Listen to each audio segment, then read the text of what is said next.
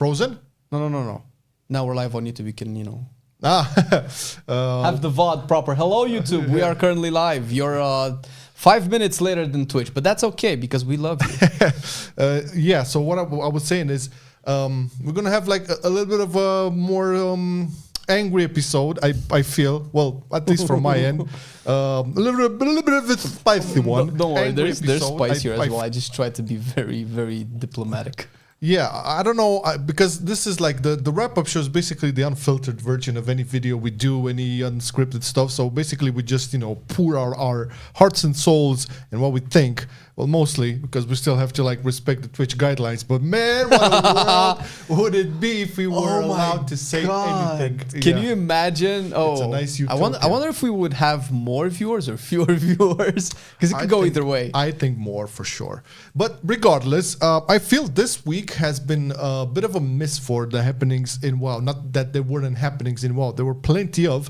But starting from the Prepatch event and going through all of the announced changes and updates for the beta on the War Within, I feel like I haven't felt this way about Blizz for a long time. This is the first time in a long time. They spoiled us with Dragonflight, with too many good things.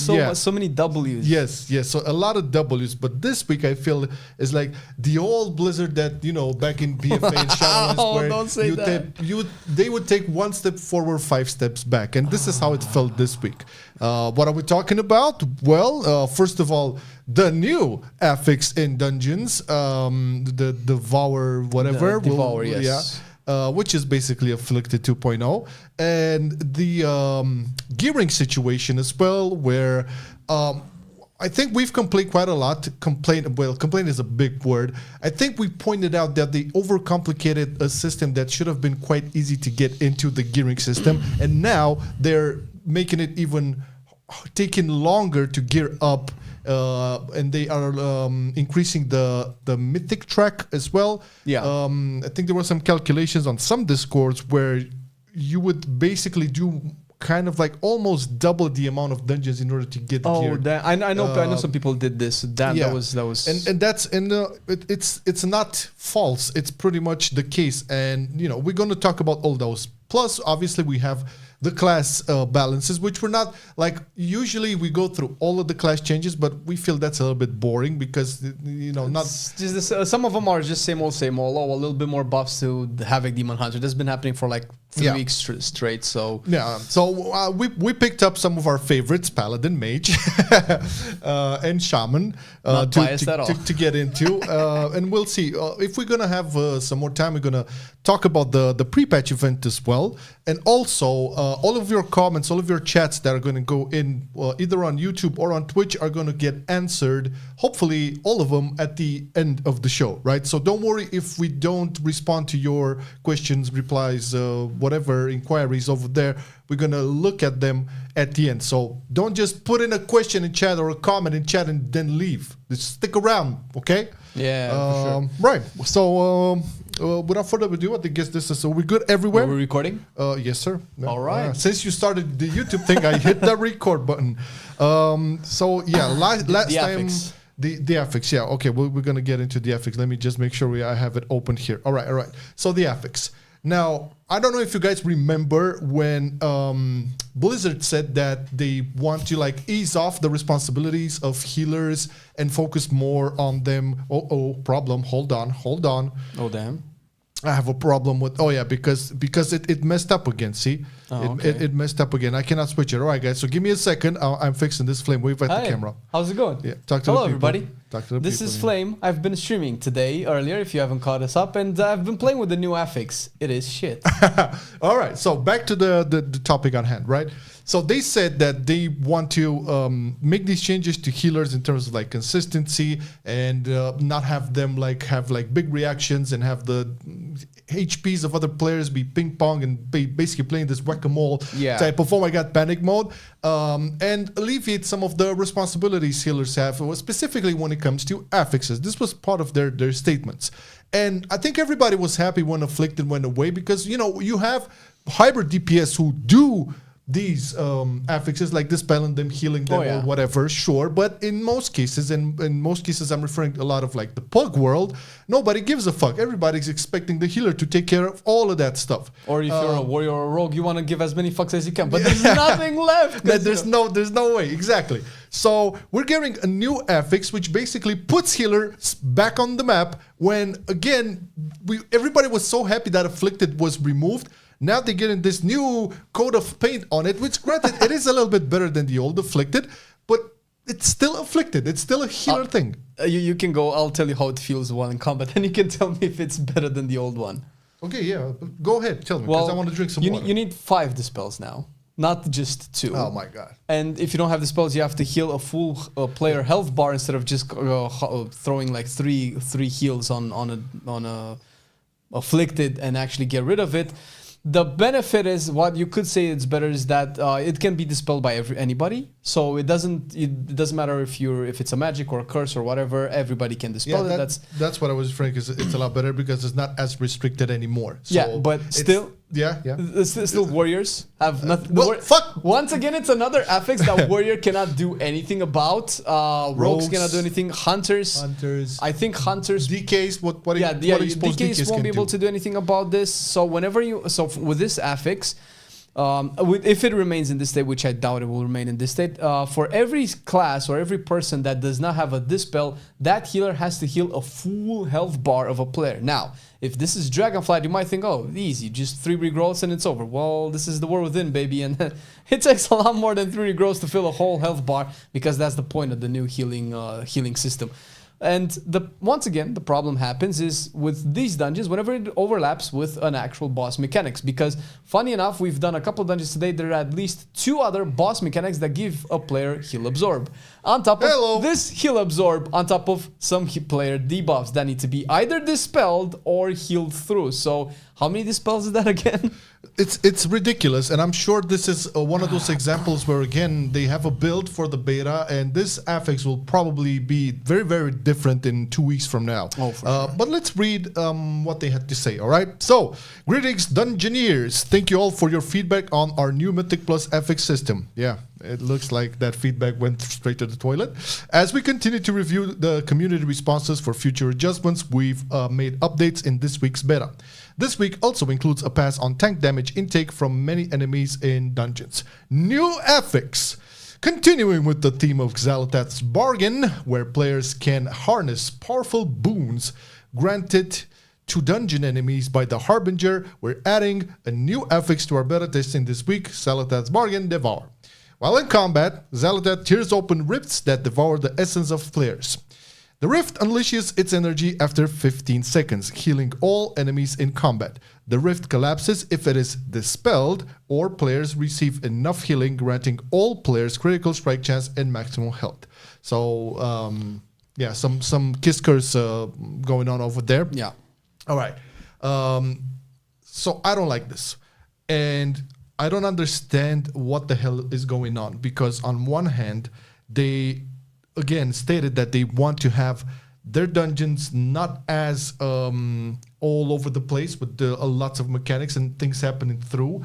It still happens. I feel like some of the dungeons have like even more things happening as opposed to Dragonflight. Yes. And on top of this, you have a million different affixes now with all this whole like Zal'atath bargain scheme, which for the most part I felt they were fairly okay. But this, again, it comes boiling down to, why are you putting this pressure on healers on top of the healers having already enough on their plates with all of the tank nerfs, with everything that is happening. And I don't know how they have tuned the damage profiles, but I still feel, when looking at your streams and other, I still feel there's a lot of ping ponging happen, and I still feel a lot of the healers are struggling to maintain specific boss mechanics. I haven't seen many issues in mobs, but sure. And you put that pressure already on your healers, and now you add this bullshit on top. I hate it. Why? Yeah, it definitely goes against their proclaimed design direction for all of these affixes. And granted, this week's of beta affixes came with a lot of nerfs to the dungeons as well. that we've been able to sense. Sure, there's still some mechanics and some events that feel very terrible when they overlap with some affix. I would imagine they would be changed. So we could approach this from two different perspectives. One, from the charitable perspective, where sure, this affix is probably going to be nerfed. Probably the heal absorb is going to be halved at the very least, I would expect. But even if that happens, it's still going to be a healer affix once again. And we can probably expect more dungeon nerfs or, let's say, adjustments by the time the season starts, which is, in a month and a half or something like that. But still, we talk about what their plan actually is. Because but still, I play WoW. Still, I play WoW. Oh, back to you, Flame. I heard that song before. It's with the tank nerfs, and we might also have time to get into some of the augmentation evoker stuff. It feels like what they want the game to be is counterintuitive with what they're changing, essentially, with what they're adding, with all the tunings. It goes against what they've said that they want for the game. Yeah, they're contradicting themselves. It feels like there's a bigger and bigger gap between what is being communicated between the teams and what is actually being delivered on these clients.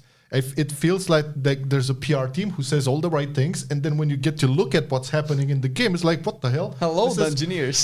This greetings, Dungeoneers. So yeah, bottom line is, I don't want this to come across as like we don't like affixes or we don't like spicing things up in dungeons. But I feel at this point, the dungeons are already spiced up enough.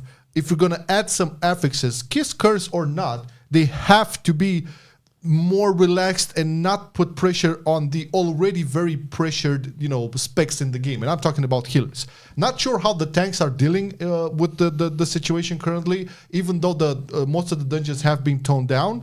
Yeah. I don't know how the damage. You haven't played any tanks today, right? No. All right. But then, with encountering this affix doesn't really change. You approach it as much as a DPS would. You still have like Guardian Druids and Prot Paladins who can help out with an affix like this. Oh, actually. Well, tanks have less sustain than DPS players because the healing was nerfed, right? Yes. So yeah. So even if you go through the rabbit hole, you can see it ramificates in a lot of other issues as well. I don't get it. For the life of me, I don't like this affix. Again, I understand things have to be spiced up. You don't want to get bored. Sure, agree with all of that. This ain't it, Chief. This ain't it. And going back to Afflicted, everybody was so happy that Afflicted was gone. It was just out of all the healer affix they could have done, why did they do the same one? Yeah, worse. It's like, dude, come on. Don't you guys have like I don't know phones? Sure, for Diablo Immortal, but also I'm sure like there's a ton of ideas going around through their meetings. I'm thinking, or maybe / hoping, this is more of a technical issue, because I'm really 100% sure there's tons of cool ideas in those discussions, but they cannot implement it due to whatever the fuck scripting, coding, or whatever. Probably it's a situation like that, and this is why they keep on reimagining something we already had. Right? Like, if you're gonna go there, why the fuck not bring Reaping back? Man, that was a fun affix. That was so good, man. That's so weird, because the more we see with all of the changes for the tanks and the healers, it feels like the game is designed by your mom. By people. I'm sorry. No, his mom actually designs good games. You should see Solitaire, Flame Mom Edition. Beautiful thing. Superplex, actually. Superplex, there you go. I didn't even know that. So it feels like the game is being designed by ex-MDI players, which on one hand, I mean, we all like difficult games, because this feels like difficulty that's bordering on very not fun. You can have different versions of difficulty, but this feels like you're juggling 3 balls, and then you have again with the balls. Okay. You have 2 more balls to juggle when you have this affix, and it's just it gets to be a lot. It's not impossible, it's not undoable, but I don't see how this is that much fun when the healer has to dispel this curse every 30-45 seconds, and every now and again the affix gives the healer even 2 extra dispels on top of the 2 dispels that it already has to do on Siege of Borealis last boss, for instance, consistently and on cooldown. And now you have to heal through mechanics, through dots, and through extra absorb shields. It just feels like a lot, and maybe that's fun for healers. I can see myself enjoying this like once in a blue moon, but I have to do this consistently for a whole season. It would get exhausting really fast. Yeah, pretty much the same vibe here. So yeah, just kill it, Blizzard.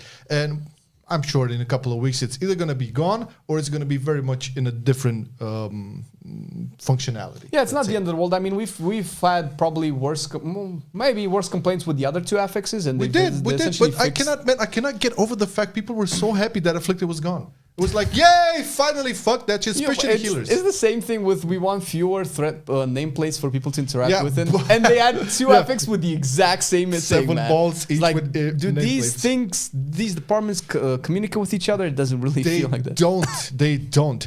But yeah, so this was a big deal in our opinion, but there's more.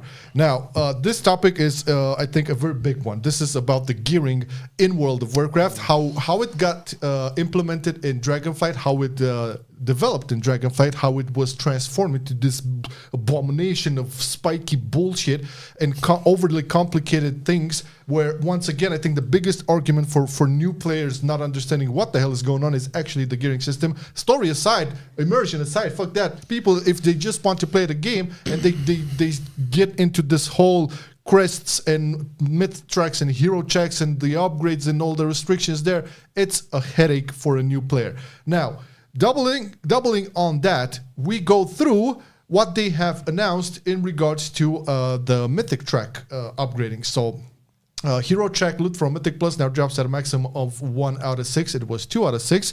And mid track has been extended to 6 steps. It was 4. So it takes longer to upgrade your Mythic gear. Now, I'm not going to try to talk for all players here, all right? I'm just going to talk about, the players who are like me and Flame. I know there's a bunch of you in the chat as well. So we do Mythic raiding, and we mostly strive to push keys to the level where we always get mid-track gear. Why? Because we want to gear fast, we want to progress fast, and get that next achievement, get that next boss, and so on and so on. You know the drill, you know how it works, right?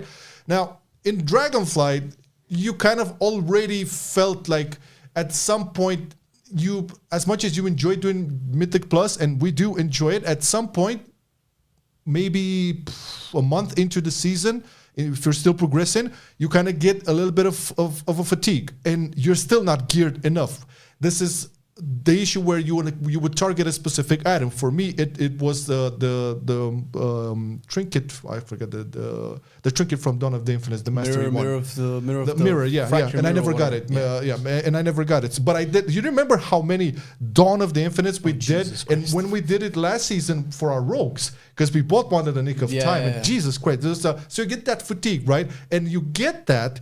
And after you get your targeted item, then you have to push even more dungeons differently to upgrade that to get the resources. That's like a totally different issue with the too many currencies. We go into that issue today because on one hand, we've made a lot of videos talking about this. I think we made a videos about a video about the new player experience. We made a video about how this could be simplified.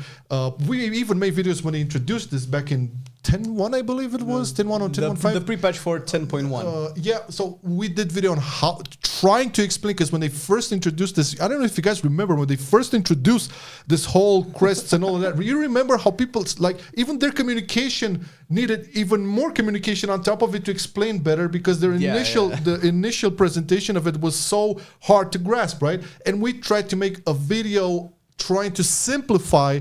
And even that was we still had questions, but how does that work again? So it was very overly complicated. It felt like a slideshow presentation with 10 currencies. Yeah, remember that shit? Yeah. I think a lot of confused people. We can still pull that video out, but we're no fans of the gearing. We understand that this is supposed to fix overall how you acquire items and how valuable an item is by the time it becomes obsolete.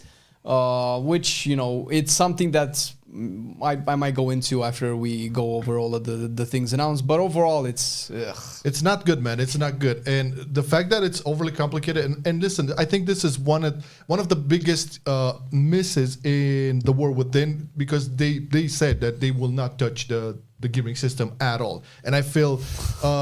But they did touch it, didn't they? They did touch it, but not in the good way, right? No, I'm referring conceptually, right? They don't want to drop this. They did mention before the announcement of the War Within that this system will be further iterated on, but they said that how it was developed, how it was implemented, this stays.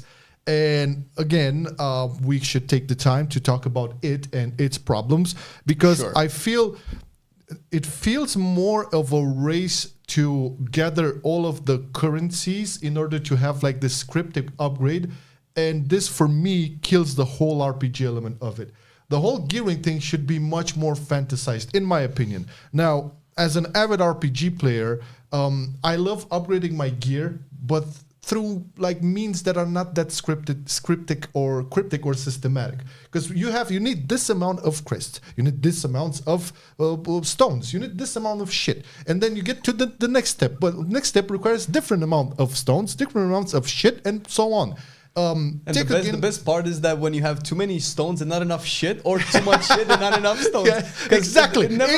It never feels like there's anything in between. It's always one or the other whenever you want to upgrade stuff. You basically hit the nail on the toilet. So what I'm saying is, if you look at a game like Diablo, okay, I'm going to exemplify Diablo here. How do you upgrade your items there? A success story now. The last season was a success story, but a real small parenthesis.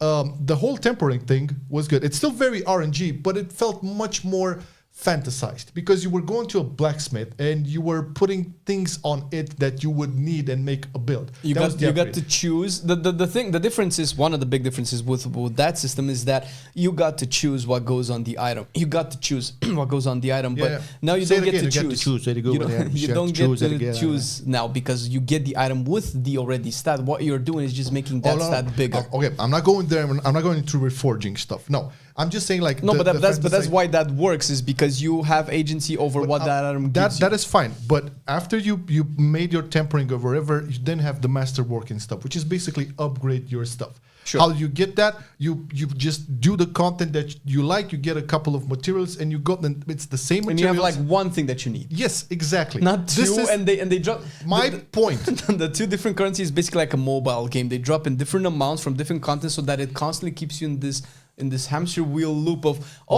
you have so many crests now, but you don't have enough stones. Better do more dungeons. Oh, now you have too many stones and not enough crests. Better do more dungeons. So that's, the hamster wheel effect. What do you know? It does resemble a lot of like mobile game stuff into it.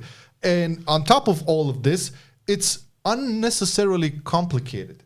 Very unnecessarily complicated. It's gear, man. It's like, I cannot not stress this example. Like, if you're going to bring a brand new player, and this brand new player is your typical gamer who just cares about playing the game and pushing the content. Okay, he doesn't know WoW, but he's really interested on pushing the content. He will be interested to like get geared fast and push keys and get into mythic rating and all of that. Dude, that player will need a spreadsheet. Yeah. Why? Why is that? I mean, come on, man. It's, once again, it feels like this gearing system was like created specifically to like just entertain a specific part of this community, I would say. I think people are using the proper term for it, and I found it hilarious. The sweaty community.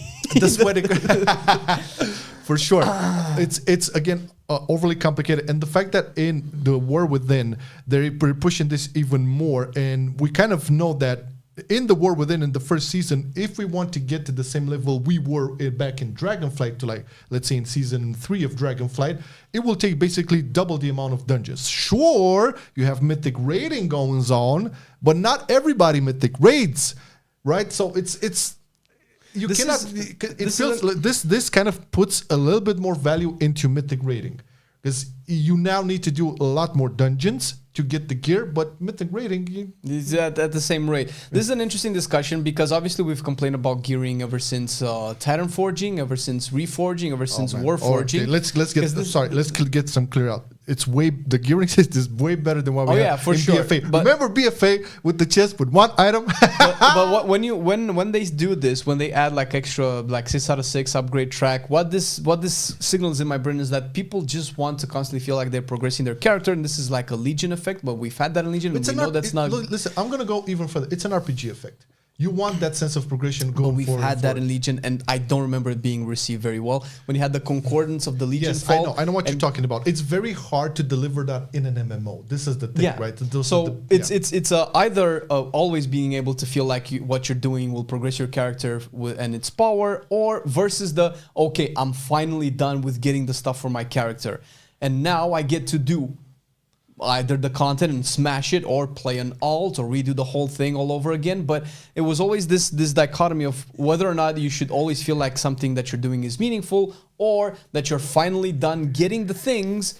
In this case, items, you're fully maxed out with your BIS items, with your max eye level stuff, and now you can either keep pushing your content or actually gear an alt or play something else. So I feel like these two aspects of the game are being enjoyed by people, obviously by different people. So I don't know which one is better than the other, which one should win out. I feel like right now we're edging more towards the we're done, let's play alts with the warband, with all of that stuff. They can definitely probably make the gearing a lot better if they made like the currency account wide, so it's not that big of an issue. And my personal opinion is that one of the things that might solve this the most is to make items upgradable past their track. So a hero item can become a myth track item by using the currency, so that you don't feel like you have to constantly loot all over again. But then they would have to add the Battle for Azeroth stuff, where if you loot the same item and you don't need it anymore, you can scrap it for crests and flight stones. There's so many ways that they can fix it. I was waiting for you to say it. If you weren't going to say it, I was going to say it.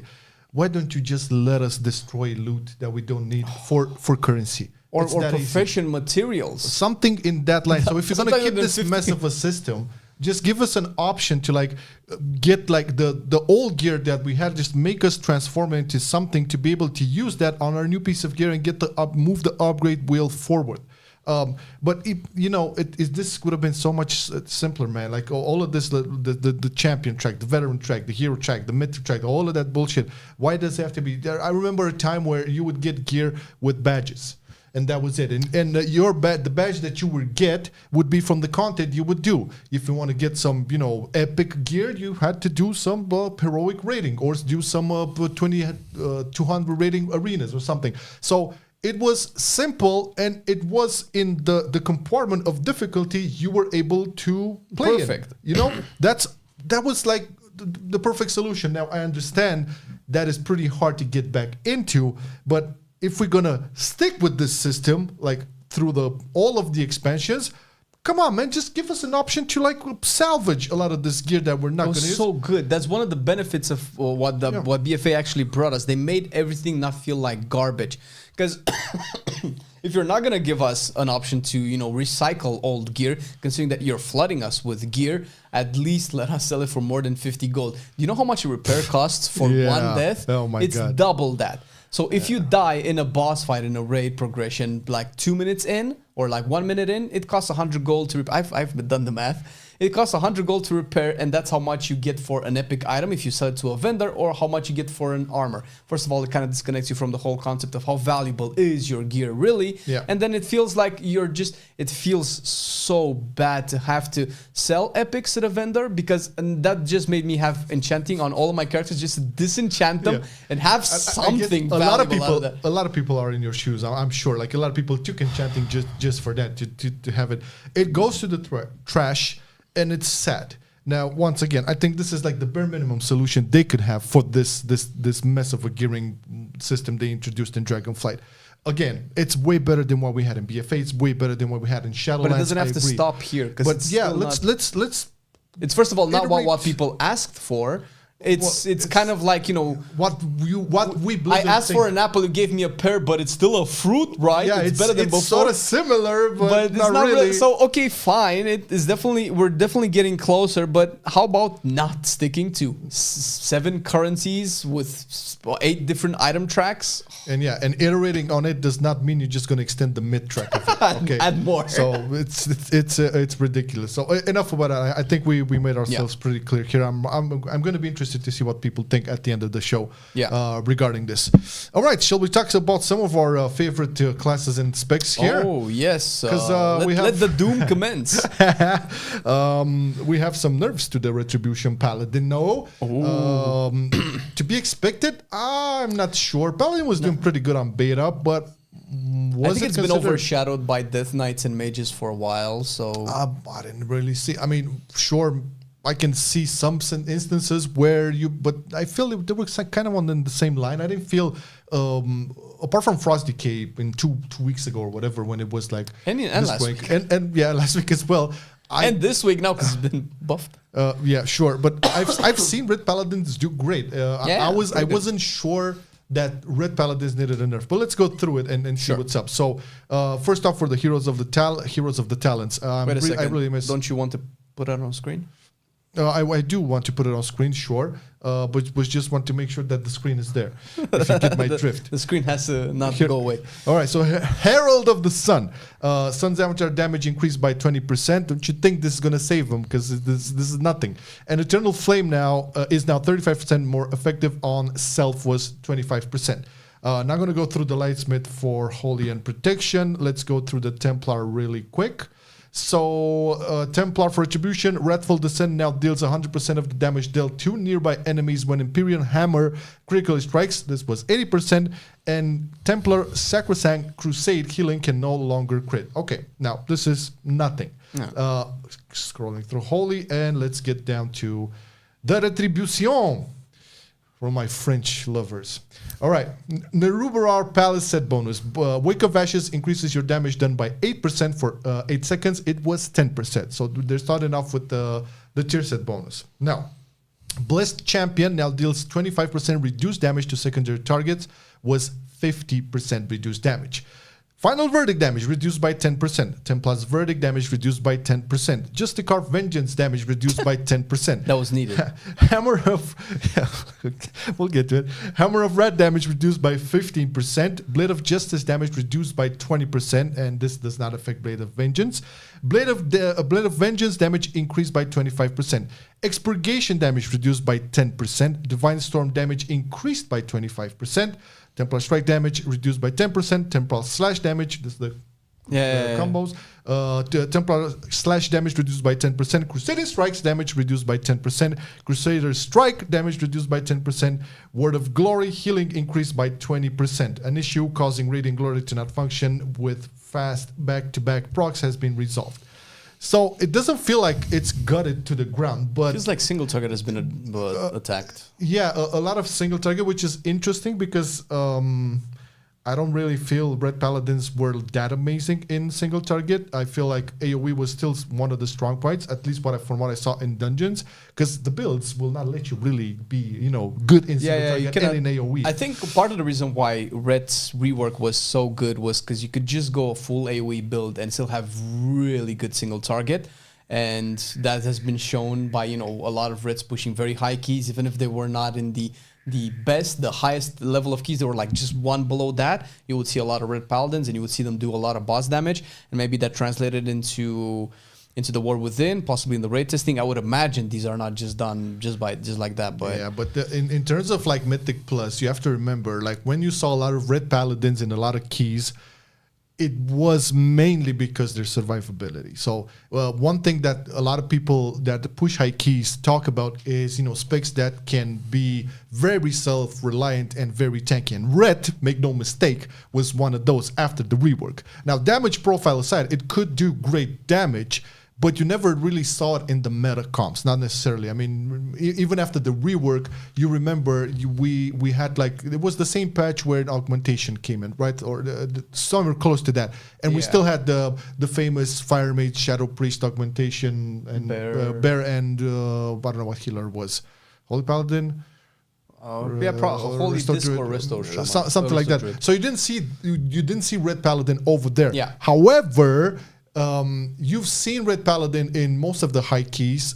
It dealt good damage singular. It didn't deal great. It was good. I mean, it was to the point where, okay, it's fine to bring it in. But the main factor for Red Paladins being there was their tanking. Yeah, I mean, we've seen them in the Race World first as well in the last couple of raids. Yep. I think they even ran 3 of them in Abyss most likely. And they were doing a lot of damage, but they were not like number 1 or anything. So, no. And it didn't really feel like this now either. They really shined on AoE fights for sure. Like Echo of Neltharion was one of those where you had the mob phase where a lot of like uncapped AoE can take you places you've never been before. As a Red Paladin for the longest time, don't get it twisted. I love Red Paladin. I'm not sure about these nerfs. Once again, they do feel like they are addressing a lot of the single target because if you look at it, you have like the Divine Storm damage buffed by 25%. Everything else kind of goes down and down and down and down and down. testing it on the beta, it again didn't feel they were like in dungeons. At least I haven't seen like the whole raid testing to see how Red Paladins, but I don't remember Red Paladins really crushing it that hardly on the beta testing. I've seen Warlocks crushing, I've seen Mages or King specifically.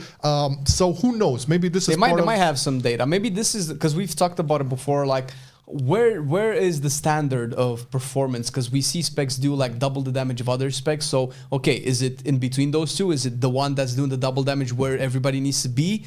So where are these nerfs and buffs in all of the specs? So it feels like this is one of the most conclusive tuning that we've seen for any spec that addresses very specific things consistently across the board, even things that they were buffed before. Because I remember wasn't Templar Strike and Templar combo thing buffed before, and also the dot from Expurgation was buffed like a couple of weeks ago, and now it's getting nerfed again. It's the whole damage. It's interesting because even Blizz Champion, you know, it's sort of like a buff because the reduced damage is 25% instead of 50%. Secondary strike. So that's again, even you can call it an cleave/AoE buff as well, right? So it's interesting. Again, pretty weird to me because Reds really do great AoE damage. I don't really get this. Maybe they have some data for a different build that we don't have access to, and they say, oh my god, we have to tone down Red because it's getting there. Who knows? But I don't feel it's the end of the world yet. For Reds, I know Reds like to doom a lot, but the nerfs don't look to be that bad, at least not for dungeons. Not as much as for other specs. We'll see. Next up, we have Shaman. Shaman, starting it off here with the Farseer, which is Restoration and Elemental. Now you have a lot more experience on this, so we'll see what's happening. Natural Harmony now reduces the cooldown of Nature's Guardian by 15 seconds, was 10 seconds. I'm guessing they're trying to buff Farseer. Was anybody playing Farseer? Farseer was way below Stormbringer. It was shit, right? Okay. Nature Harmony now increases the maximum health restore of Nature's Guardian by 10%. This was 5%. Big buff. Fixed an issue causing Downpour to not cause Ancestors to use Chain Heal. I don't know about this bug. Now, for Elemental, Farseer's Elemental Blast damage increased by 20%. And for Restoration, Hydro Bubble absorption increased by 200%. Okay, so this was really shit. Yeah, they needed the buffs. I think like in terms of like fantasy, Farseer always felt like some cool ass theme for shamans, but I don't think we've had, because I always remember this from wasn't Disability in Warcraft 3, dude? It was Thrall was a Farseer. He wasn't called a shaman. He was called a Farseer. But the way that they've implemented this in the World Within is whenever you engage with the mechanic, you summon a little ancestor. It's like a little ghost. They've improved its visual, and you actually see it. Little? Well, it's littler than you are. I don't want like a small ass pet. But the problem was no. They just spawn and they just like do their thing. But they were kind of unimpactful and uneventful, and I don't think these address particularly the power of the ancestors, because it really would feel good, even if it's just like a visual thing, if it's like a passive thing. Oh, I've summoned my granddad, and my granddad is gonna chain heal you now. But I guess we'll probably see exactly how much tuning it is. But Farseer at the very least definitely needed more tuning, more buffs. Shall we talk about Stormbringer, everyone's favorite? Sure. I don't know if it is everyone's favorite, but a lot of people were playing it. This is elemental and enhancement, so it has to be huge. Yeah. Okay, arc discharge damage bonus decreased to 40%. This was 75%. Yep. Nature's Fury now properly modifies critical chance of Tempest. Awakening Storms is now properly modified by Stormcaller and Nature's Fury. For Elemental, Maelstrom spending requirement to activate Tempest decreased to 300. This was 400. Yeah. Okay, so Arc Discharge was a big part of their damage. That's what buffed Chain Lightning to actually deal a lot of damage, and it was a choice node. It was something that you would never pick because Arc Discharge was just way better from what we've seen so far. So I guess it kind of makes sense that a nerf. It's a pretty big nerf, but maybe this one is needed. Do you think Ben Hassman will have a better time with this? Let's see. Enhancement. So Tempest damage reduced by 25%. Ascendant's initial damage is now properly modified by Stormcaller. Tempest Strike is now properly modified by Stormcaller and Nature's Fury. Thorim's Invocation now properly limits Tempest damage to be kept at a maximum of 5 Maelstrom weapon stacks worth, rather than potentially up to 10 when using Wind Strike. This is a very, very hard town to wrap your head around. So what Thorim Invocation does is makes your spenders actually consume up to 10 Maelstrom, right? And whenever you procced ascendants from deep-rooted elements, or even by using the ascendants, your wind strike, or this is what made Thorum's Vacation, your wind strike would actually would consume your Maelstrom weapon and cast the most recent spender that you did cast it. And if you cast it like, I would imagine a Tempest had 5 Maelstrom charges, and you'd had 10 when you used Wind Strike, it would probably cause the Tempest to hit as if it had 10 Maelstrom. So that would have been probably a big part of why Enhancement did that much damage. But what about Totemic, man? Because Totemic was the shit, and now it looks... was a shit. I couldn't play it for like a month. So. Let's see if you can play it now. Enhancement, Searing Volley damage reduced by 50%. Searing Bolt damage reduced by 50%. Surging Bolt is now properly modified by Nature's Fury. Searing Bolt is now properly modified by Fire and Ice. Searing Volley is now... I said this already. Tremor is now properly modified by Fire and Ice. Okay, so you have 2 major nerfs here, Searing Volley and Searing Bolt. So basically the totem that you spawned with buffers to certain elemental spells that you would use afterwards, from what I recall. And we couldn't actually test it properly because it was like unavailable for, I think, 3 weeks straight or more. And they've enabled it, I think, last week. So people have been using it and probably was doing a little bit too more damage. We could have only played it on Restoration Shaman. So I'm guessing this just puts it more in tune with Speaking about Restoration Shaman, let's see what's happening to its totemic situation. Earth Surge now increases healing taken by 15%. This was 10%. Downpour healing decreased by 20% and mana cost reduced by 20%. Okay. Efficiency. Fixed an issue causing chain heals from totemic rebound to reset the stored healing value of Cloudburst. Fixed an issue causing reactivity to not increase Cloudburst healing stored. Fixed an issue, there's a lot of fixing the issues. Yeah. Causing Surging Totem to stop maintaining healing rain when Totemic project is used on a transport. So I'm guessing Resto mains who played Totemic kind of know about these issues, hopefully, and they're happy for fixing them. I mean, I don't think we're any strangers to a lot of bugs affecting a lot of the hero towns for a lot of classes. Hello, rogues. We are still waiting for some of them to be addressed. Restoration is probably, I think, the healer considered to have the most throughput out of all of the healers. So not seeing any significant nerfs kind of makes Restoration Shamans happy, I suppose, whenever they're going into... They got their shit fixed. Yeah, so at least 3 that we know of. All right. Now, for the actual specs in DD, there's so many. There's a lot of elementals complained that they were killed. They were thrown to the trash. Let's see if that is the case. So... Bam! There you go. Flame has some shit in his throat. He's probably cigarettes. All right, let's start off with elemental. Lightning bolt damage increased by 3%. That's huge. That's man. Lava burst damage reduced by 25%. Elemental blast damage reduced by 25%. Earthquake damage reduced by 15%. Flame shock damage reduced by 15%. Whoa! Thunderstrike ward damage increased by 150%. Splintered Elements now grants 10% haste. It used to be 20%. Power of the Maelstrom now has a 60% chance to trigger. This was 25. This is the buff. Liquid Magma Totem now has a 30-second cooldown. Was a minute. Pretty good. I love the... It's good. It's spreading the flame shocks. Okay. Ice Fury damage increased by 85%. Earthen Rage damage increased by 60%. Additional lava bursts from Primordial Wave now deal 50% of normal damage. This was 80% initially.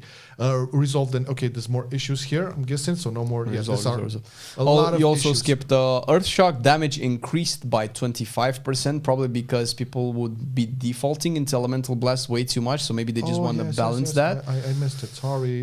But overall, the nerfs are not that big. Well, I've seen some nerfs in one side, but some buffs in some other side. So yeah, it feels laid out. I feel like the Lava Burst playstyles for Elemental Shaman just put you into heavy Lava Burst damage profiles, which I guess maybe that's the whole point, but the tier said that Elemental has now just focusing you on a lot of Lava Burst damage just made the playstyle way more boring. Maybe more people agree. Earthshock being buffed might just make it so that Elemental Blast is not mandatory, but they did say that they buffed Elemental Blast just for Farseer by 25%, so maybe they don't want Elemental Blast to be used for Stormbringer if it was used. Thunderstrike ward damage being increased by 150%, that's like nothing, because this used to either be bugged or do almost no damage, and 150%, I don't know if it's even enough. I guess maybe it's a start. We need to test it out. For sure. Okay, there's a lot of issues being fixed. I'm going to go through those. I'm pretty sure elemental mains know about these. Enhancement, splittered elements now grants 10% haste. This was 20%, so same thing as elemental. Restoration, all healing reduced by 5%. Oh, there we go. So it was the throughput king, right? Spouting spirits healing reduced by 35%. Ooh. Ancestral awakening now heals for 25/50% of the amount healed. This was initially 15/30%. This above. Fixed an issue causing another issue. More okay, so a little bit of a nerf. I don't even know if spouting spirits was that great. I think if I'm not mistaken, that is the whenever you pop Spirit Link, it heals some people. Yes. Yeah. Do we have any Patricks in the chat? Okay. Well, that's great. I suppose Spirit Link is already a pretty strong healing cooldown. So maybe they're just wanting to tune in that. And just having all the healing reduced by 5% is not a big deal. All right. I don't think. But overall, is it doom and gloom for shamans? Because I've seen people complaining, at least for elemental. The thing is with elemental is that a lot of the stuff has been nerfed and not all of it affects your overall throughput the same. Elementals were broken. I know. That's why I'm asking, because I've seen them. I think it's fine. If it's a little bit too serious, they're probably gonna come back with some tuning, probably smaller buffs like 1-3% buffs.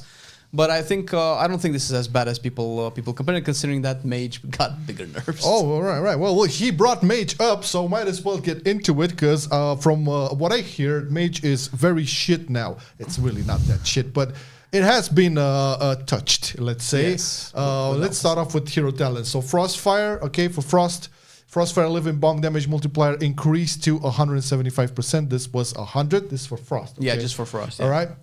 Spell Slinger for Frost. Controlled Instincts cleave percent increased to 30%. This used to be 20%. Yeah. Volatile magic damage increased by 100%. So Frost is it's getting good. Yeah, we talked about last week as well, where Spell Slinger for Frost was buffed because it was very underperforming. For sure. On Sun Fury, this is our Arcane on Fire. Arcane Phoenix area of effect non-exceptional spell damage increased by 30%, and Arcane Phoenix Arcane Surge damage increased by 30%. Looking good so far. This has to be good, but let's see what Arcane is cooking.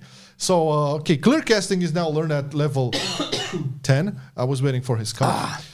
This used to be a level 11. Mastery, the Savant's Arcane Barrage damage bonus increased by 100%. Mastery, Savant's Arcane Blast damage bonus increased by 50%. Well, you're getting some buff to your mastery. You better be happy. Yeah. Okay. Keep reading. Arcane Barrage damage reduced by 8%. Arcane Blast damage reduced by 6%. Arcane Familiar damage increased by 50%. The Familiar is the pet, right? Yeah, but it's now kind of passive, so it's just there. Okay. Magi Spark now has a 2-second grace period after the initial Arcane Missiles proc, where the caster will continue to echo Arcane Missiles damage. And then there's fixed issues. Yeah, but one of the fixed issues is important. Okay, so overall, I feel like the changes for Arcane is just moving damage away from just the raw spell and putting it more into the mastery, probably wanting people to actually gear more mastery and not just have like a lot of damage up front. That's probably just balance. I mean, it's probably a nerf, because otherwise you would have just this damage baseline. You could just go haste crit or haste verse or anything like that. If that's essentially what Arcane would like.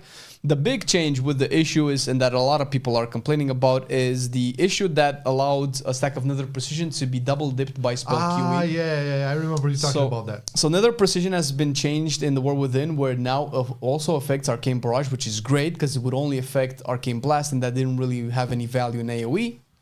And one thing that people discovered is that if you have one stack left of Nether Precision and you casted your Arcane Blast, and just as it finishes casting, you instantly press Arcane Barrage, both of these spells would benefit from that damage window. Now, obviously, this was not necessarily intended, because otherwise it would probably specify in the tooltip, but the benefits of this was that this created a more interesting playstyle where you wouldn't just spam Arcane Blast like in BFA.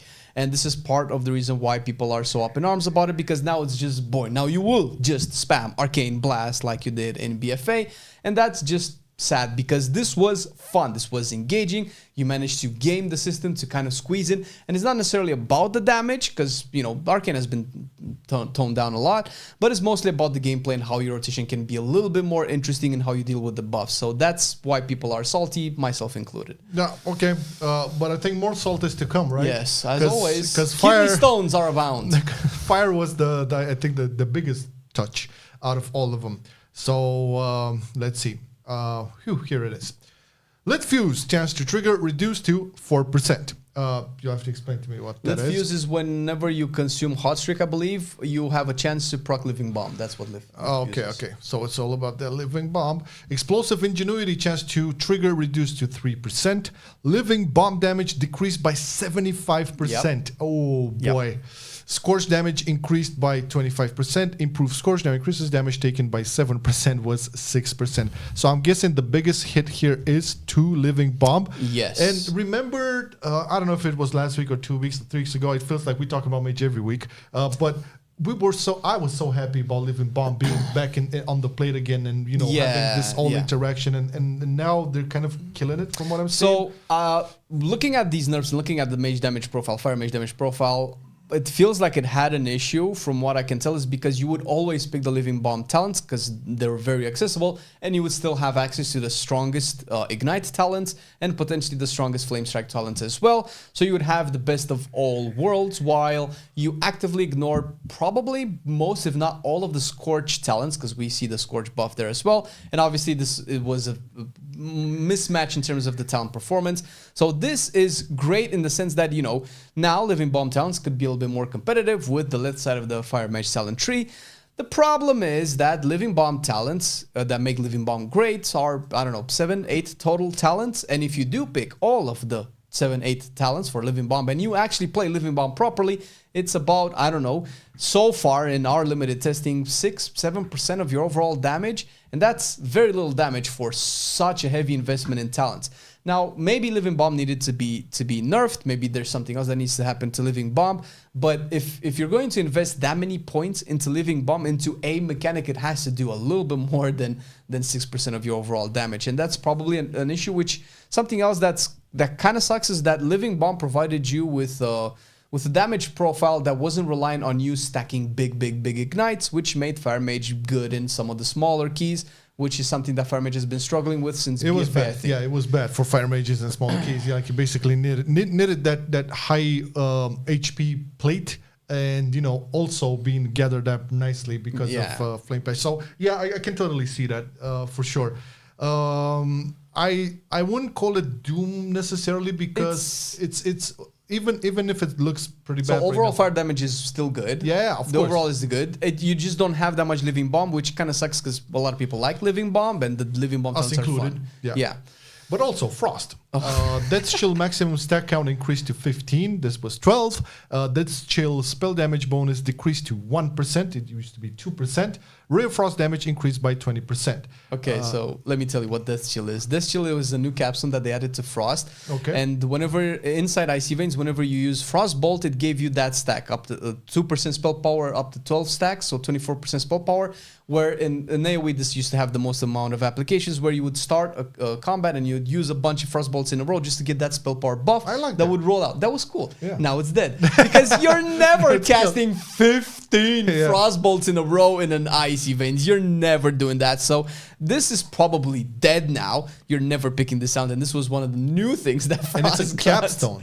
Yeah, it's a capstone. Ray of Frost is something that kind of nobody really used. So maybe getting the buff that was they want to incentivize Ray of Frost. That's fine, but I think the nerf to this shield is a little bit too much. Maybe they could have kept the stacks, or I don't know. Put it at 1.5%, something like that. Make it a little bit more. Meet me at the middle. It's still too many Frostbolt. You don't want to cast that many Frostbolts. You probably cast like 4 or 5 maybe. Yeah, probably this is gonna. I have a feeling this is gonna be reverted, especially because it's a capstone, and it's fine to play that way. It provides a different vibe on cast those Frostbolts, and then you're gonna have like this big chunk of spell. Yeah, that was a cool thing. Of course, yeah, it's a build to enjoy and then blast. I like that. It's not just mages have mana, but build combo points, use combo points. Build combo points. Mage is actually one of the few classes that don't have builders, spenders per se. Exactly. All right. Do you want to talk about the amazing pre-patch event that all of us have experienced? Last week we talked about the pre-patch itself, the launch of it, the issues with it. And you remember that I've said last week that I was one of the lucky ones who hasn't had its keybinds fucked up. Well, yesterday I logged onto my rogue and my keybinds were gone. And on my rogue, which is one of the classes that I have a lot of macros for, a lot of like different functionalities, to set that shit up again is like I wanted to kill myself. And this is just a small fragment, you know, some little bit of leftovers from last week talking about the pre-patch launch. Now let's talk about the pre-patch event. We can probably talk about it, and we have different versions of it because you've experienced it in one way, I've experienced it in a different way. Yeah, the way I experienced the pre-patch is this is actually similar for both of us. We don't really need the gear because all of our alts are pretty much geared past that eye level. We don't care about that currency. Since we have our stuff geared. And also the mounts and the pets and the whole color scheme, I don't care for it. Yeah, let's say I'm a little bit more of a collector than Marcelian is. I would probably go out of my way to collect pre-patch customizable options, which I've done for pretty much all of the previous pre-patch events. I'm also not a big fan of the Legion, Argus tier sets that we have. Those were some of the most ugliest sets to collect. Yeah. And I'm not a big fan of shiny mounts that look like magical horses. That's not for me either. But let's say I want to get 500 mounts to unlock that cool infernal thing or whatever that is. So I probably would get it just to increase my mount total collection number to get a mount. That's about it. But I logged in. The game told me you still have an hour and 12 minutes to do this event. And you know what was not there? The event was not there. But I could clean up the mess that the people that did the event did and left behind. And you know what the mess did for me? Absolutely nothing, because every mob gave me like one currency that I need 3,000 of for one item that looks pretty shitty, or more than 3,000 up to 5,000 as well. And from what I understand, and you can probably clarify this as well, by doing the weekly quest, by actually doing the event, because my event was done by the time I got there, you get like what, 1,000 20 things? I don't know, and I don't care. I did the event as well. Last night, was it? Yes, last night. So for me, this whole pre-patch thing has to do a lot with, okay, it's bye-bye to Dragonflight, let's get pumped up and immersed into the war within. It's not as the expansion launch, but it's kind of like a nice prelude to it, right? So I'm going there in good spirits, you know, getting ready, you know, had my headphones on. I turned back the WoW music because for the longest time I listened to different music. But when an expansion comes along and with the pre-patch, I go back in, right? This is my ritual, if you want, right? Yeah. So the quest pops up over there. I first off do the Warbands quest because I didn't do that specifically because the pre-patch issues. I do that first, go into Gadgetan and do all of that. So pretty cool. I see those little things. And then I go into Dalaran. Now, I think the way they put in the small little cinematic with the recap, sort of, you saw that? Yeah. With all of I don't really care for that because it took me once again through BFA and Shadowlands and all that mess. But basically, I went to talk with Khadgara in Dalaran, and we had to go to save Magni, and Magni tried to speak with Azeroth and all of that. That was pretty cool, I guess. But that was kind of it. After you did the whole thing, you basically have to like get Bran and Dragnon or whatever its name is, the son. So the kid, I don't know. So you get those, kid, yeah, you know, yeah, things and happen. Talk to Moira over there. So I was okay. This is pretty cool. Now throw me into what I have to do, you know, with the memories of Azeroth and the Radiant Echoes and whatnot. So they throw me into like, I don't know, I think it's Syrian Gorge or whatever Onyxia's lair is, right? They throw me there, and it's like, oh, pretty cool. Now, one thing that I like after a long time of an expansion is to like have different quests throughout in the world, and for me just to fly over. It takes me back to some nostalgia moments, right? I see the old world, you know, the music is bumping, you know, I'm getting back into the feel. A little bit disappointed about the quest, but I'm getting back into the feel of it, right? So I get to Syrian Gorge, and I have there's a little, I think it's a daily quest at this point, you know, kill Onyxia, you know, the memory of Onyxia or whatever. I go there, it just finished, but I didn't catch it. So I said, fuck it, I'm gonna stay 1 hour and 30 minutes, right? I'm just gonna sit there. So I park my tune there and I do other stuff, you know, log back in, whatever. An hour and a half passes. Onyxia is about to show up. The title that the event goes, you know, it's coming, you know, Onyxia's here, better kill the bitch. Title appears, then it goes away, and nothing happens. And everybody that was gathered there was like, what the fuck just happened?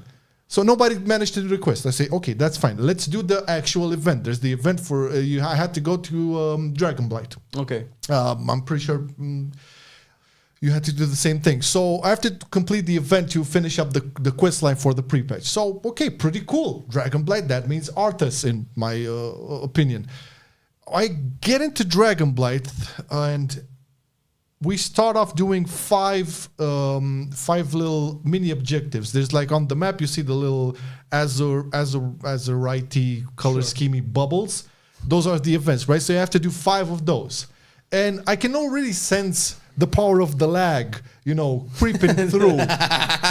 Dude, those are the most boring events. Like you basically try to relive the experiences that, were back then.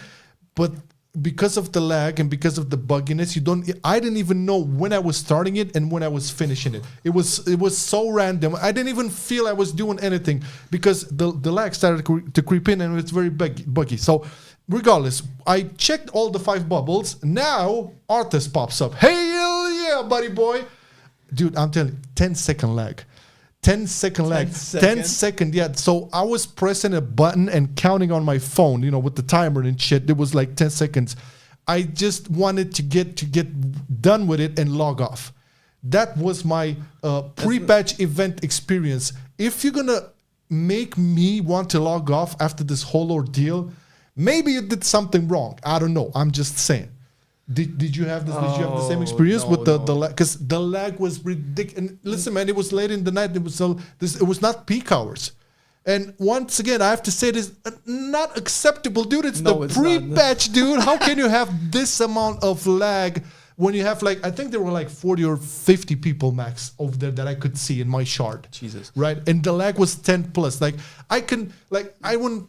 As a DK, facing off with Arthas, listen, I'm really geeky about this stuff. Like, when I go in, I really want to immerse myself. I could not, because nothing was happening. I was pressing my shit. Things were Nobody was up. No, Storm was fucking up with the time. I didn't have these issues because I never got to do the event. I hopped into beta to take some keys. Well, however, I did do the quest that you mentioned on stream live, and I've through the recap as well. I've listened to everything because I want to get it immersive. Okay, actually, I found the recap really cool because it definitely helps a new player that hasn't played Shadowlands BFA kind of understand what is this sword, why do we care about Azeroth, what's gushing out of the earth. Sure, it actually explains, and I actually think, side note, that we need more of this for new players to kind of get caught up with the story instead of having to actually play the expansion and read the books also. That aside, after I've seen all of the cinematics, that's a couple of funny comments popped up that made me really laugh. It's like, oh, your sound works? And I'm like, what? Sound works? Yeah. People have done this with muted audio. It's like, oh, they voiced the cinematic. And I was like, what do you mean? Isn't that how it's supposed to be? So people actually played through this event with no voice cinematics. So talk about issues with the pre-patch, man, that are supposed to get you excited about the expansion. Sure, they're probably gonna fix it eventually, but goddamn, how many first-time L's are they gonna take where they're missing the mark with the hype? What happened, man? What happened? What happened to we talked before recording about the event we had with Legion. I felt much more immersed and had more fun with the event in Legion, even though it wasn't too much. You basically had ships, spawning in different areas, and then you have Legion mobs coming through. Yeah, that was cool. It felt like an invasion. Exactly. It felt immersive. It felt like, okay, this is happening. The Legion is coming. That was the whole vibe of it. I don't know what the fuck. I didn't get any fucking vibe of Azeroth whispering, oh my god, help me, we're gonna get devoured by I didn't get any of that. I just got this big lag. You better get the fuck out while you can. That's what I got. So it's, again, messy and disastrous. Feels cheap. It feels like very an intern has done. It's like, oh shit, we need to get a pre-patch. Do we have anything? Just cook some up. Okay, I'm gonna go take a shit break. Exactly.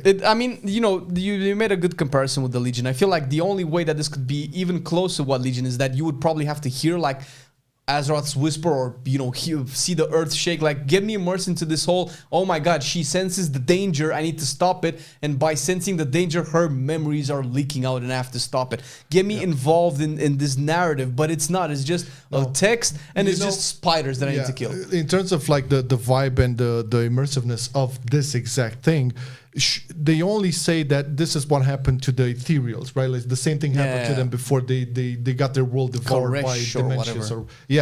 So why not give that in the pre-patch? Why not from time to time, as Flame mentioned, have your screen turn purpley black or whatever, and you start in your chat, as we had in the Ny'alotha raid, whispers. Like either from the Void, it couldn't be from Array, it could be from Zal'atath, but it could be just whispers from the Void. Like they had in the cinematic with Anduin and Thralls, like flashbacks, stuff like that to get you in that mood. Instead, people have no sound. They have 10-second plus lag. That is the whisper. Azeroth's connection like buffering and like not reaching the player base. Go Wi-Fi. Fuck ups your internet. And your sound and everything. Nah, man, it was very disappointing, especially because there's so many stakes on this expansion. There's so many stakes riding on this expansion, and I feel people, because of this, a lot of people will not feel the same hype for an expansion. You have to join the new blood, because you remember when Dragonfly launched, you didn't really feel that much hype for it. Because it was the event worked, but it was also kind of boring. Like elementals would spawn. Like that's. I'm not talking about pre-patch. Just the general vibe. Like, were people excited for Dragonflight? They were, but not as much as Shadowlands. Remember the hype for that shit? Oh my god! Battle for Azeroth didn't break records. Yes, it did. It was the fastest PC game up until Cyberpunk. I think it was in the same year, and that was a mess. But anyway, because of this, listen.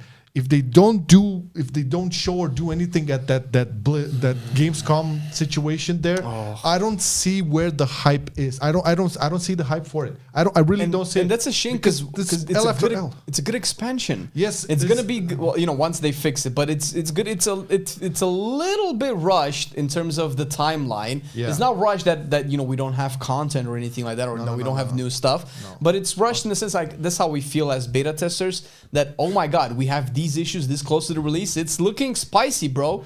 And they, in all fairness, they might be fixed, but we don't know that. I can tell you something. I wouldn't mind if they would push the launch. I wouldn't mind at all. Like, I am all in favor of postponing a launch if that means we get a better experience. So if they would come out, they did the same for Shadowlands, I believe. And the initial experience of Shadowlands was quite good, if you remember. We got to see it was a bait and switch, I know, but the initial situation. The leveling was fine. Leveling was fine. There were some issues at the launch, as they always are. Remember the booby loading screen? No, I'm not talking about that. No, I'm talking about like all of the things that were ready to be tested and played. So right now, you made a good point. The World Within has still a lot of like grooming issues, specifically for the classes and specifically for the damage profiles on some of the dungeons. Now, that being said, if they were to come out and say, listen, guys, we're going to launch this in September, 26th or 27th or something, I wouldn't have a problem with it. I honestly wouldn't have a problem with it, because if that would mean that the game and the experience would be much more balanced, much more smoothened out, it would be a win. Yeah, I'm in favor of that. Yeah, if that's the only way that they can fix all of this, then that has to happen. We're running on the assumption that the August launch, the 23rd, 24th launch, is going to have everything fixed. That's the assumption that we're running for. Although the fact that they've delayed Season 1 for about M Plus delayed for about a month, it's a little bit scary. I don't know, man. I don't know. This is there's a lot of question marks here, and we know there's big team over there. Once again, not going to go through all of that jazz. Judging by what has been happening with the pre-patch, and I'm not sure if it's the same amount of people or the same people, period, working on what's happening in the World Within the expansion and separately what's happening in the pre-patch. But judging by what's happening in the pre-patch, you cannot really, the existing player base cannot really have a moment of, oh my god, I'm so excited about this. I'm sorry, you killed it. The pre-patch launch was buggy as fuck, and the existing player base was like, what the fuck, Blizzard? That usually lasted for like a day at most. Exactly. I logged in my rogue yesterday. I had no keybinds. Don't give me last today. Yeah, but that's a week. What do you mean? Yeah, but that's what I'm saying. So it's inexcusable. And also, then you have the pre-patch event, which is, why the fuck is it gated? Why do you have to put 1 hour and a half between all of these events? What's the reasoning behind it? We've had this before, and they've accelerated the events so people can actually have more time to gather the currencies. That's probably what's going to happen in a week. Mark my words. They're going to make it spawn like every 30 minutes or already. something like that. Oh, they did? Oh, there you go. That, yeah. But I remember the Shadowlands pre-patch, and if I'm not mistaken, we went through Northrend in the Shadowlands pre-patch, and there was this whole you were still doing like gathering currencies to get some gear and whatnot, but it was still interesting because you were there, you were like at close to where the cinematic happened. And you kind of got the Lich King vibes a bit, right? And it wasn't as problematic at all. It was boring, sure, didn't really have that much. I remember what we used to do. Yeah, you were just killing groups of mobs in some places. I can't remember the exact vibe of it, how impactful it was, but I still felt it was not buggy. It was not buggy. Keybinds. Yeah, and it didn't kill off the excitement for Shadowlands, right? That's most important. Again, we're not judging the excitement of Shadowlands after the fact, but we didn't know what was in store for us back then, so we were very excited. Even our song was "I see you in Shadowlands." Boy, that line did not age well at all, man. That's so funny. Oh man, shit. But anyways, my point is with the whole pre-patch situation is like the existing player base is not excited. Most of it is not excited after they live through the pre-patch launch and then the event. Now you still have the question of the returning players. And, word of mouth on the internet kind of goes fast, right? And hopefully it's not going to impact too much. But our hopes were that, like, overall, the War Within is going to be great, even though it's probably going to launch in a questionable state. What WoW really needed after Dragonflight was that hype and excitement, which it didn't get in Dragonflight. And we talked about this. Dragonflight did not have the epicness, did not have the stakes. It was all too safe, too whatever. Yeah. Now you kind of like set up this whole overarching thread. It's 3 expansion. It's a big story. You have Zal'atath all around. Zal'atath invading content creator, not us, going into different places and being explained, and the recap and all that. So you're setting up the whole premise, and then you're killing it with what was supposed to be the completion of, okay, this is how we're gonna get the people excited. Step 1, step 2, step 3. You fucked up step 2 and 3. They're definitely shooting themselves in the foot with how great of an expansion the War Within is set out to be, with everything that we've tested, everything that we've played. We're very excited for the expansion, but you're losing the players that are unsure, players that are coming into our streams and saying, is it safe to come back to Retail right now? And we're like, well, we play it, we like it, we think it's worth it. But if they do subscribe now, you have to play it. Yeah, but listen, we might say, listen, you can do the pre-patch if you want, but we cannot say that anymore, because if they do say, it's like, fuck, Marcelian&Flame said it was good, maybe they've visited other content creators, maybe they've seen the trailers and like, this sounds pretty cool, let's log in. Well, fuck you. They're gonna be like, what the fuck, man? Yeah. Everything is buggy, everything is laggy. Where's my character? Why am I not having bugs? Why is this WoW remix here? Is it up for like 1 more week? Can I play it and then go into live? No, you cannot do that either. Like, what is going on? It's a mess, man. It's a mess. But anywho, let's look at some comments in chat, shall we? All right, some follows, some subscribes, or whatever. If we missed any. Yes. As it stands, at the end of the show, we go into your guys' chat and see exactly what's going on. We've had a couple of subscriptions, I feel. Casa Bear subscribed for 21 months. Casa Bear, long time no see, buddy. Appreciate it, buddy. And we've had a bunch of follows. Thank you very much, everybody. And let's see. I think Arja might give me some questions that she gathered up from the people. Thank you very much, Arja, for doing the Lord's work. Okay. So from the affix, we have, let's see, Warling saying, what do you mean DK cannot interact with the affix? Death Coil heals. Yeah, you press Lichborn and Death Coil yourself for like 10 globals by the time you fill up that HP bar. Yeah, sorry. It's a no-go. No, yeah. Percy. Fuck affixes, man. Trash and bosses get more and more complex each expansion pack anyway. Funnily enough, I think we've had a comment that kind of fired me up. I don't know what comment we've had on one of our videos saying that just play classic, way superior game, and I just went on a tangent that's way more funnier now, where I said like one boss or one pack now in a dungeon has more mechanics than a whole raid tier in classic. That is true. That is true. And that is just painfully true now. No. You cannot compare it. I'm not even going to like compare the difficulty of it. It's just everything is different. You cannot compare the difficulty of classic and something. It has to be a little bit more different. It's not the same game. It's different games. It's 20, a totally 20 different game. Yes, I agree. It's a totally different game. Sorry. All right. So from the gearing, we have Rulum, voicing our opinions, reforging for the win. That was reforging, dude. Like, it was so good. Ghostcrawler, when he was in charge, he removed reforging, moving from Cataclysm to Mist of Pandaria. Okay. I'm not sure. I think the reasoning back then was pretty shallow. Cannot remember right now exactly, but it was something in the lines of, but we want gear to be more impactful, not just a stat stick which you change anyway or something like that. So he made it sound like people were reforging out of their ass all the time, and they didn't really care that much about a specific piece of loot, which I can see through that's an argument that they've made and Ian made before. They want that dope. Well, they didn't say dopamine hit, but they want that feeling of awesomeness whenever you loot your item. Is like, yes, it finally dropped. They want to condense that feeling of satisfaction into the moment that you loot the item, and not into dispersed upon upgrading or reforging right now. Which is funny enough, that's what's happening right now. Because are you excited by finally looting the items? Like, I got it. Now I have to farm all of that currency in dungeons lower than what I used to get that item from. But also Percy was right, and I'm happy like he's on the same page.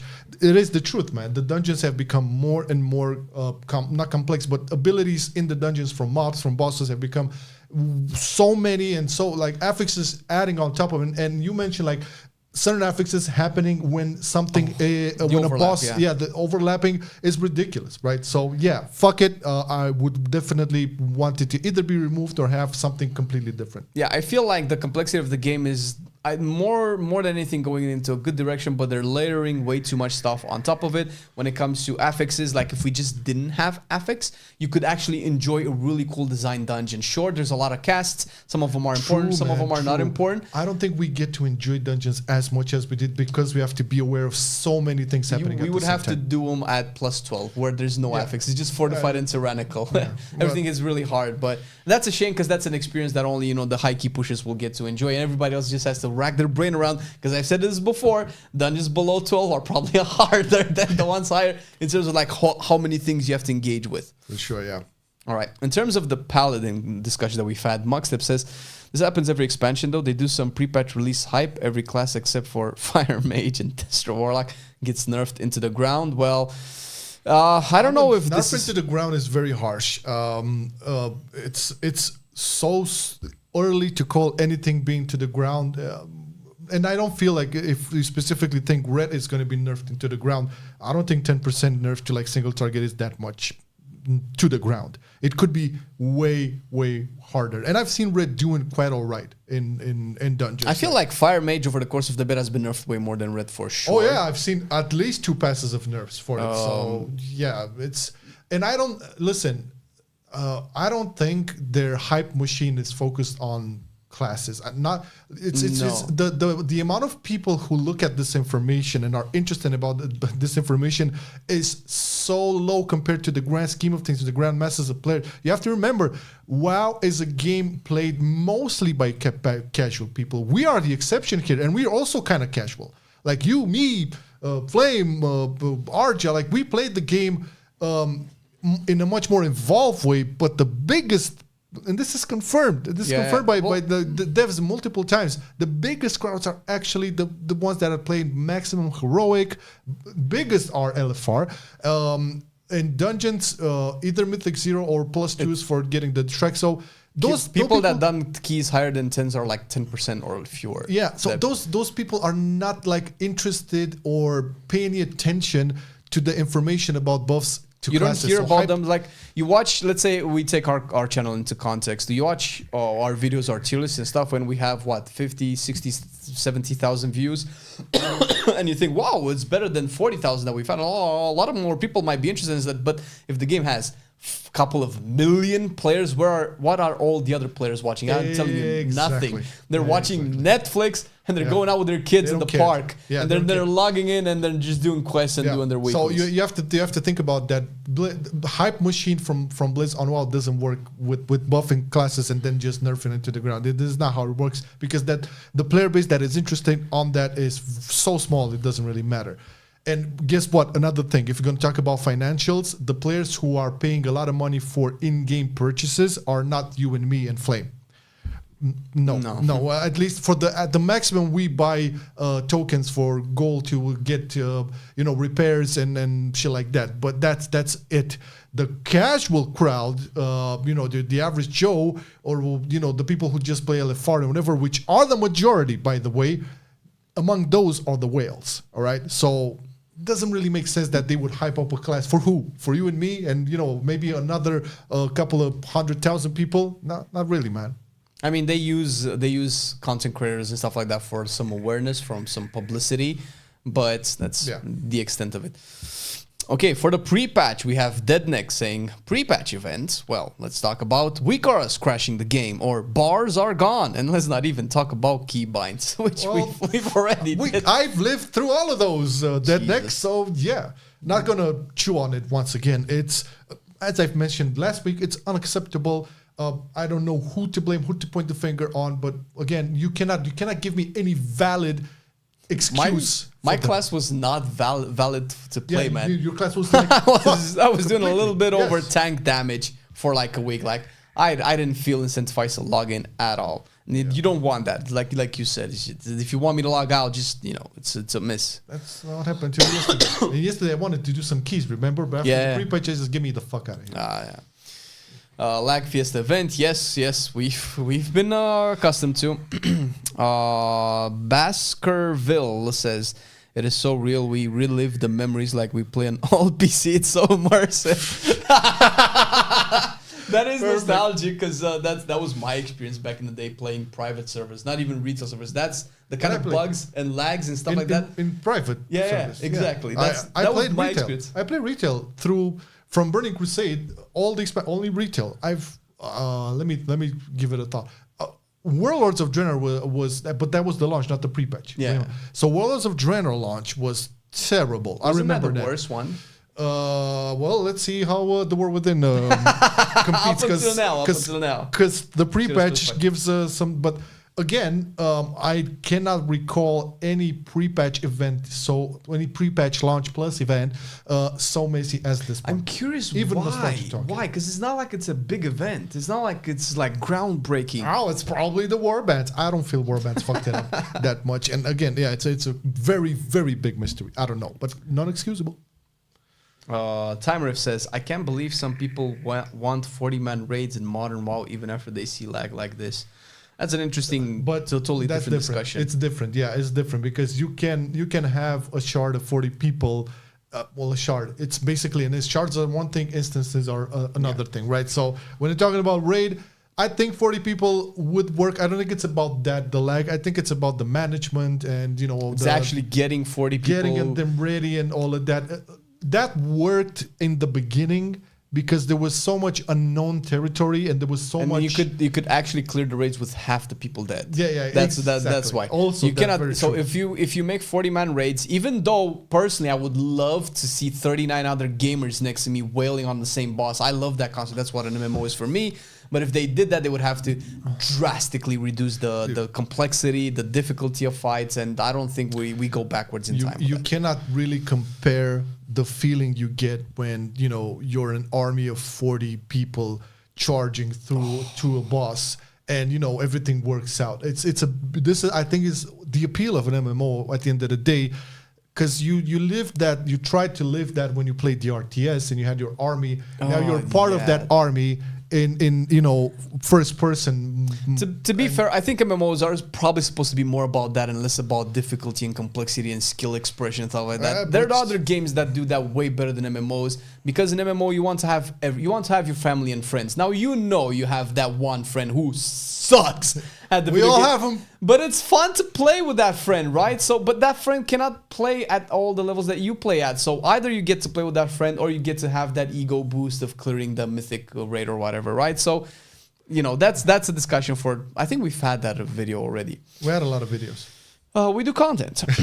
Thunder says, this pre-patch is terrible. Yes. Super boring and lots of bugs. Shadowlands had a better pre-patch and it was fun. They've done hotfixes every other day in Shadowlands. I don't remember the hotfixes, but I mean, yeah, the event was not like this. True.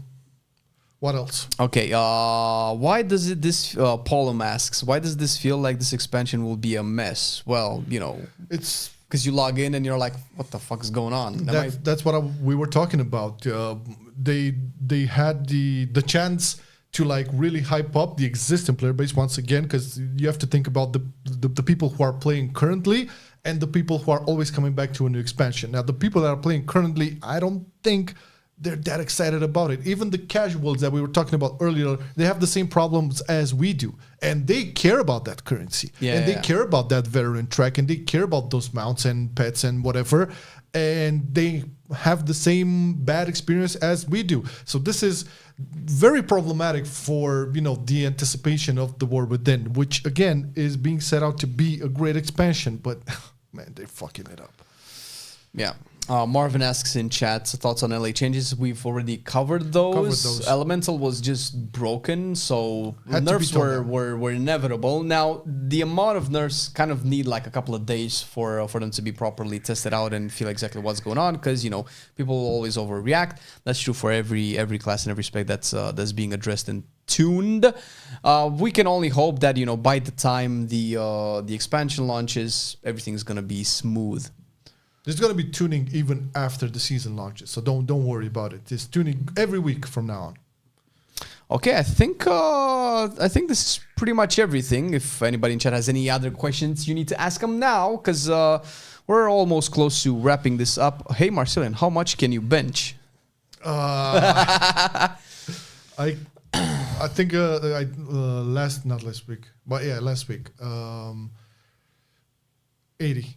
80? Yeah. After a break. Okay, so I wanted at some point I was able to push 100, but I had my vacation and didn't really care that much about what I ate, so it was a pretty messed up. But I start slowly, then start to get to I don't want to push weights too much, but sometimes you feel like, maybe I can do a little bit more. Like every month I try to see if where my max is again. And then I fuck myself up. And then I'm like, okay, back to my regular training. Yeah. But 80 was my max. What is up with Frost Decay being so high in damage at like even 505 level? That's like pre-patch, right? I mean, we don't talk about Listen, pre-patch. Okay, so you have to make this clear. Pre-patch is always messed up in terms of tuning. Don't take any... don't make any decisions on what you see on pre-patch. We go through this on every expansion launch. Like, you see the numbers on pre-patch, it's like, oh my god, they don't care. They don't balance out pre-patch at all. Whatever we get, it's what it is, and that's how. You cannot balance it because you have tier sets that they're not gonna. Tier sets, the hero talents, all of the new gear that's coming in. So you have the old stuff. They will not be able to translate all of the gear and everything that was like external to be added up to the new template of your character. It's just not going to happen. So don't worry about it. All right. So how's Red in the War Within? Probably still safe and one of the greatest classes ever designed. It's going to be all right, for sure. I don't feel the nerfs were that dramatic. We'll have to like see properly because it's mainly single target. Sure. We can answer this question, and this will probably, hopefully, answer all similar questions as well. Do you guys think there's still a place for Rogue in the early days of the War Within raiding? This is not a question that we can essentially answer with a sure yes or sure no. There's no... I think ever since BFA, Blizzard has done, even if you don't agree, a very good job at balancing all class where they feel like they can complete the content. Now, you say raiding, but that doesn't mean anything. Is it LFR or is it Mythic? It doesn't really mean anything. In terms of raids, you've seen last bosses and cutting edge being done by pretty much all of the specs in the game. So if all of the specs in the game can clear the raid, you're probably going to be fine on Rogue. It might be a rocky ride. You might need to wait for some boss nerfs or for some class buffs. Anything like that, we'll see. I mean, Rogue isn't necessarily doing terrible damage. If you watch the stream today, Whisper was playing Assassination, and it was killing it. I've seen some. But they got buffed. Yeah. So it happens. It's just a cycle up and down with every classes and everything. The only thing that we can recommend, if anybody's interested in finding any kind of info on what they should play, just play what you think is cool and fun. Gone are the days when things are just broken at the bottom of the meters. Sure, you will do less damage than other people. That's always a risk, but you have to weigh that in with leveling everything up, gearing everything up, and just hopping in on whatever does the most damage that week. I mean, is that the kind of game you want to play? Because that's the kind of game you have to play if that's what your goal is. Yeah, pretty much. I think Rogue is going to be fine. If you're going to be part of a guild that really cares a lot about what each spec brings to the table and what's the advantage of that specific spec in the composition, well, yeah, you're probably going to have to beta test. Yeah, but if you're in a guild like ours, which is like really chill, but also want to like progress, but always on the vibe of just play what you love and what you're good at, then you're going to be fine. And as Flame said, there really isn't a spec that cannot do cutting edge. Yeah. It really isn't. So unless you're in the, 1%ers, then... Yeah, if you're playing, if you want to get Hall of Fame, if you want to get, the percent title... Then you care about that. Because we talk about Whisper, that's an Assassination Rogue, and Assassination Rogue is, famous for not being very meta. Even he swaps specs on certain bosses to be able to clear it in time and not, if you're going to be that player, then you're probably already ready to, play whatever's needed, and you're probably not asking streamers or watching tier lists to get your pick. You're probably testing things out and, waiting for the numbers to see out. But that's about it. Yeah. That's about it indeed. Yeah, we can wrapping it up. Wrap up. All right, we're wrapping it up. We were late today due to technical difficulties. Sorry about that, but I think we covered everything that we have set our mind to. Yeah, nothing has left. Obviously, there was a lot more class tuning and stuff, but as we mentioned at the beginning of the show, we're just gonna focus on these shows on on the specs classes that we feel were the most impactful or the ones that we like the most. Because that change at least the mold, change the feel of the because I feel it's like reading out all of the changes is a bit boring, and we really it's not really that possible to like play all of the specs on the day the beta launches and be like very on top of this means that, this means the other. It's just boring stuff. We'll have videos on it close to the expansion release. You bet your ass up. But once again, this will be fully complete, the full-on VOD on YouTube. There are going to be clips of it on our second channel, youtube.com/@Marcelian&Flame. And we're also going to have a couple of big produced videos out of this on the main channel, Marcelian Online. What is it? What else? Catch Flame streaming tomorrow. I think we're doing delves, I think. Let me check for sure. So I'm not mistaken. You're probably right, but I'm gonna look at the order once again. So tomorrow is delves, and the question is for tomorrow: will delves be the best way to gear in season 1? Like prior to having access to everything. And Flame is going to test it out, hopefully with a lot of you folks out there, and see what's up. And so I'm really curious to see how much the difficulty scales and how much fun you're gonna have. That being said, that's it for today. See you tomorrow, and also next week, same time, same place on YouTube and Twitch. Yes. All right, everybody, have a good night. Thank you for joining, chatting, subscribing, following, all that. We love y'all. Bye. Bye.